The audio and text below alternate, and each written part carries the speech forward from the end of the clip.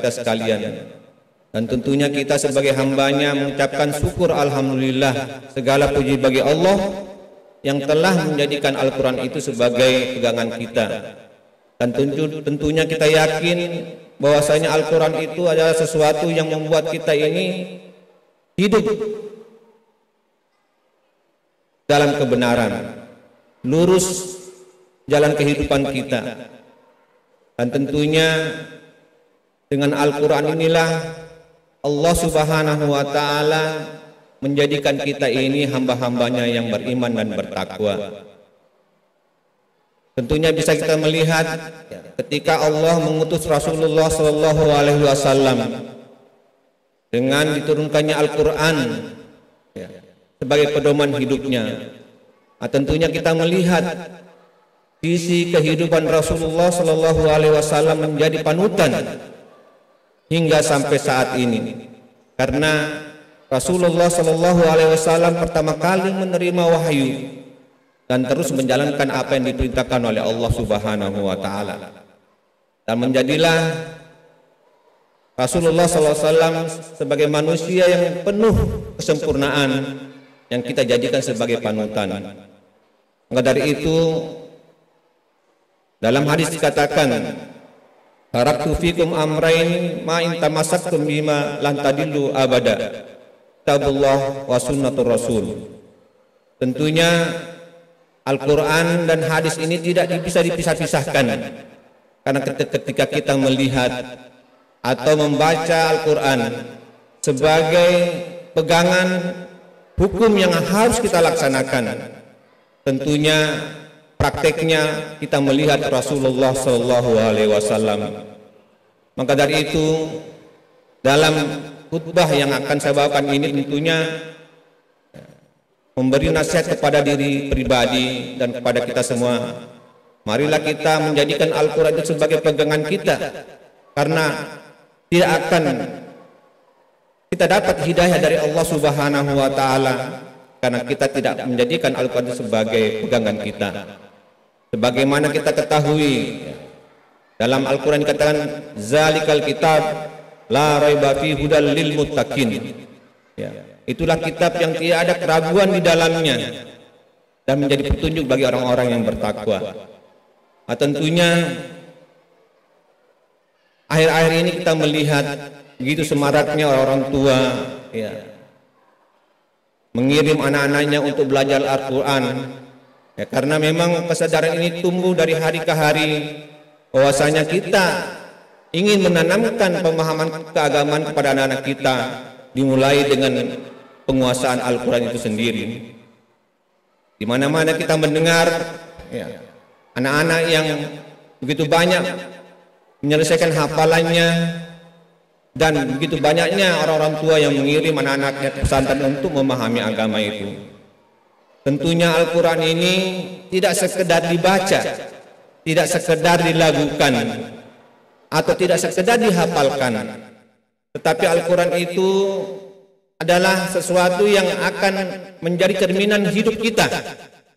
Ketika orang memahami Al-Quran, maka tentunya pribadinya juga akan memberi kesan bahwasanya betul-betul ia menjalankan sesuai dengan Al-Quran. Maka dari itu dalam surah Kahfi ini diterangkan bahwasanya Al-Quran itu menjadikan kita ini tidak bengkok, qayyiman liyunzira ba'san sadida, menjadi pembimbing yang lurus dan memberi peringatan kepada kita tentang azab yang sangat pedih di sisi Allah Subhanahu wa Ta'ala. Dan Al-Quran merupakan peringatan dan penggembira bagi orang-orang yang mukmin yang mengerjakan amal soleh. Bagi mereka adalah balasan yang baik di sisi Allah Subhanahu wa Ta'ala. Tentunya Al-Quran ini kita melihat ketika ada seseorang atau ada keluarga yang tidak menjalankan Al-Quran ini, Allah Subhanahu wa Ta'ala mengingatkan kepada kita dalam surah Yasin, di mana Al-Quran itu dikatakan litunzira qauman ma unzira abahum fahum ghafilun. Mengapa banyak juga di antara umat ini pribadinya, keluarganya tidak sesuai dengan apa yang diharapkan oleh Rasulullah sallallahu alaihi wasallam. Mereka lalai karena apa? Karena dalam dirinya tidak diterapkan menjalankan apa yang diperintahkan oleh Allah Subhanahu wa taala, dan dalam keluarganya tidak diterapkan. Maka dari itu, ya, dalam surah Yasin ini kita sering-sering mendengar litunzira qauman ma unzira abauhum. Yang maknanya adalah banyak di antara kita ini, ya, tidak memahami bahwasanya Al-Qur'an itu sebagai, ya, peringatan atau sebagai peringatan untuk keluarga-keluarga kita, ya, agar kita tidak lalai. Taruhlah umpama sekarang kita mempunyai tantangan yang sangat berat, ya. Ketika anak-anak kita ini lebih menyukai barang HP itu, ya. Kadangkala waktu sudah tiba, dan kadangkala kita mengabaikan perintah Allah Subhanahu wa taala untuk muru auladakum bisalah, ya. Suruhlah anak-anakmu itu salat. Ya, karena kita tidak paham bahwasanya, ya, ciri-ciri orang yang akan menjadi orang yang bertakwa adalah alladzina yuqimunas shalah. Ini tidak sedikit orang-orang tua yang mengabaikan perintah Allah Subhanahu wa taala, membiarkan anak-anaknya, ya, untuk tidak melaksanakan sholat itu karena anak-anaknya itu tidak mau melaksanakan sholat itu karena keasikan dengan permainan-permainan yang mereka lakukan. Nah, tentunya hal-hal yang demikian ini kadang-kala kita anggap sepele. Kita menganggap anak-anak kita ini masih kecil, padahal Nabi sendiri, ya, mengingat kepada kita bahwasanya, ya, Nabi mengatakan muru auladakum bisalah, suruhlah anak-anakmu itu sholat, ya. Pada umur 7 tahun ajar-ajarkanlah mereka untuk sholat, dan jika sampai 10 tahun tidak sholat, ya, tegurlah mereka dengan kekerasan. Artinya apa? Ya, Al-Quran ini menggambarkan bagaimana pentingnya sholat itu dari kecil. Ya, kita bisa membiasakan anak-anak kita itu untuk melakukan perintah Allah Subhanahu wa taala. Ya. Tapi kadang-kala kita ini, ya, menganggap itu hal-hal yang sepele. Maka dari itu ketika kita ingin jauh dari Al-Quran, tentunya kita jauh daripada hidayah. Ya. Setiap hari kita memohon kepada Allah Subhanahu wa taala, iyyaka na'budu wa iyyaka nasta'in, ihdinas siratal mustaqim. Ya. Tunjukilah kami jalan yang lurus. Jalan yang lurus ini kalau tidak melalui Al-Quran itu mustahil, ya, kita akan mendapatkan jalan yang lurus. Maka dari itu kita sebagai manusia tentunya Allah Subhanahu wa taala telah melengkapi diri kita masing-masing untuk berpikir, ya. Jangan sampai kita ini dikatakan afala taqilun, ya. Apa kalian tidak berpikir, tidak berakal? Aksarum la ya'lamun. Mereka kebanyakan tidak mengetahui. Kenapa? Jauh daripada Al-Quran. Maka dari itu pondasi yang dasar adalah bagaimana kita menanamkan pada diri kita, keluarga kita, ya, Al-Quran itu sebagai pegangan kita dalam kehidupan sehari-hari.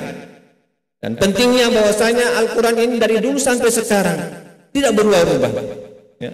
Sekarang kita mau belajar Al-Quran itu tidak sesulit yang dulu. Ya.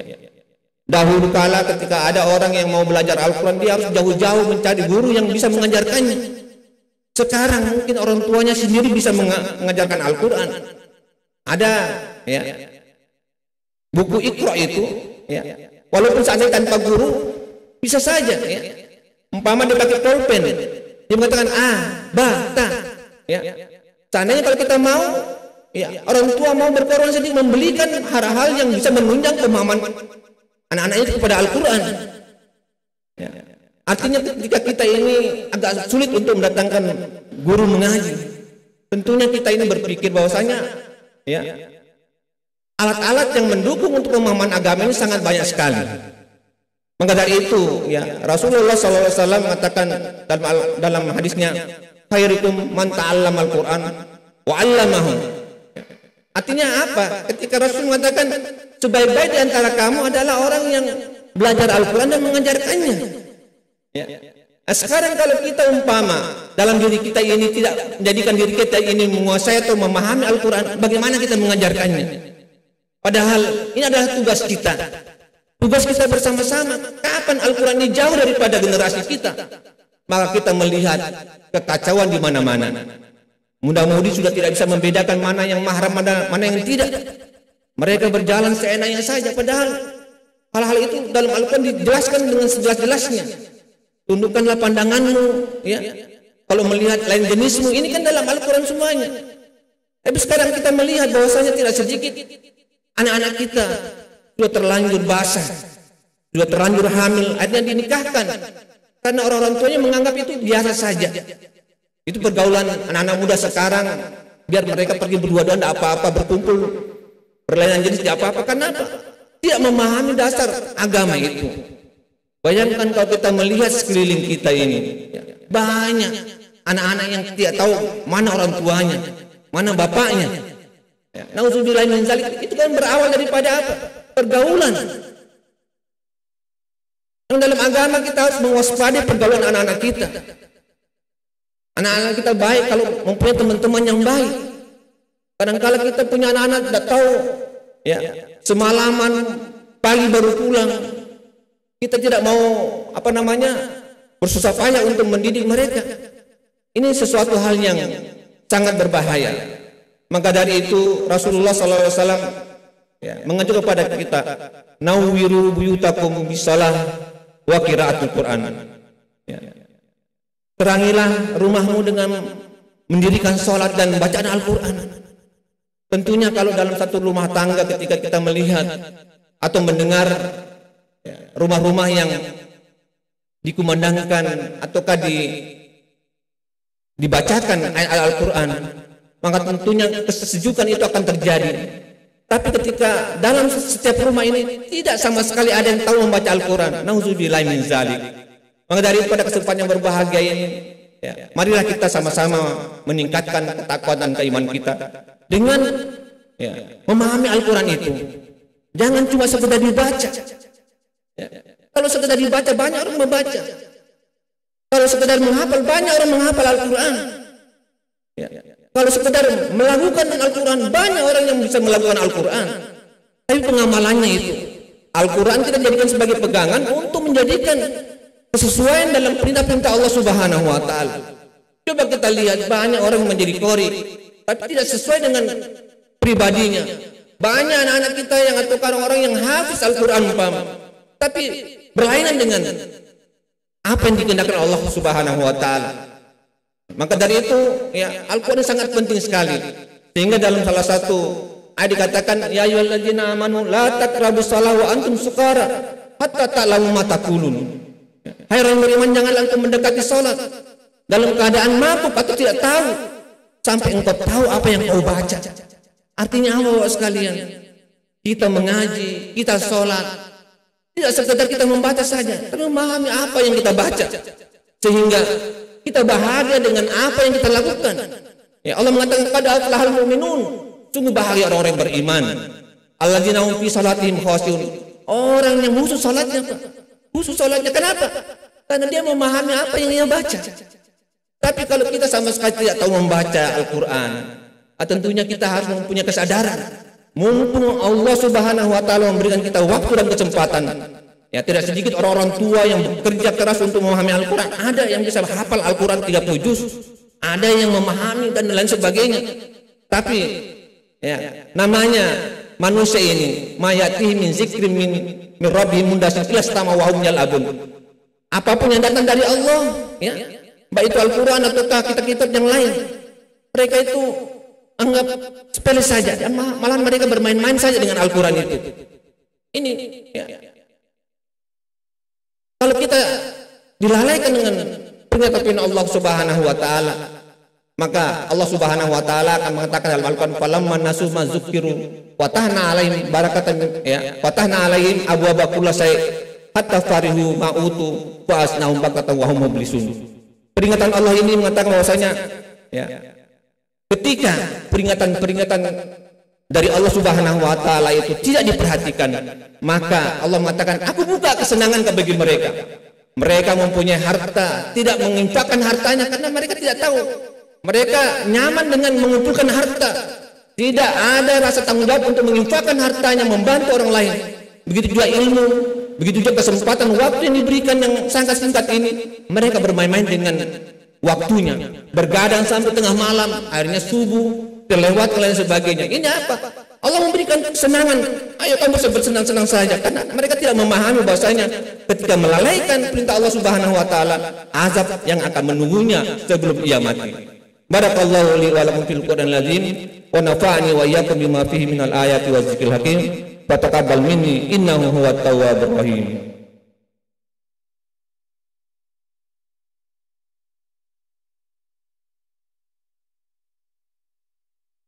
Alhamdulillahilladzi hadana li hadza wa ma kunna linahtadiya laula an hadanallah. Asyhadu an la ilaha illallah wahdahu la syarikalah wa asyhadu anna Muhammadan abduhu wa rasuluhu la nabiyya ba'dah. Allahumma shalli wa sallim wa barik ala Muhammad wa ala ali Muhammad kama shallaita ala Ibrahim wa ala ali Ibrahim fil alamin innaka Hamidum Majid. Qala ta'ala fil Qur'anil Karim, innallaha wa malaikatahu yusholluna 'alan nabiyyi ya ayyuhalladzina amanu shallu 'alaihi wa sallimu taslima. Bapak-bapak sidang jamaah Jumat rahimakumullah. Ya. Pada khutbah yang kedua ini kembali sebagai khatib mengingatkan, marilah kita senantiasa berusaha mengutamakan apa-apa yang diaturkan oleh Allah Subhanahu wa taala. Jangan kita balik, Pak. Kadang-kala kita ini lupa untuk menanamkan pemahaman agama kepada anak-anak kita. Kita malahan kadang-kala menyuruh anak-anak kita ini untuk mementingkan dunianya. Ya. Kamu masuk ini, masuk itu, yang penting kamu hidup baik.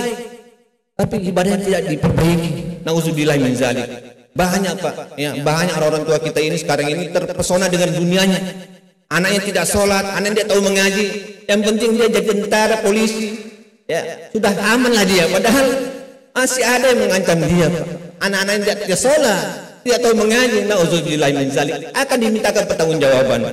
Maka dari itu, Bapak sekalian, marilah kita sama-sama ya, mempunyai itikat yang kuat, ya, istiqomah yang kuat untuk menanamkan pemahaman ya, kepada diri kita pribadi, kepada keluarga kita, ke masyarakat kita, agar agama ini lebih semarak.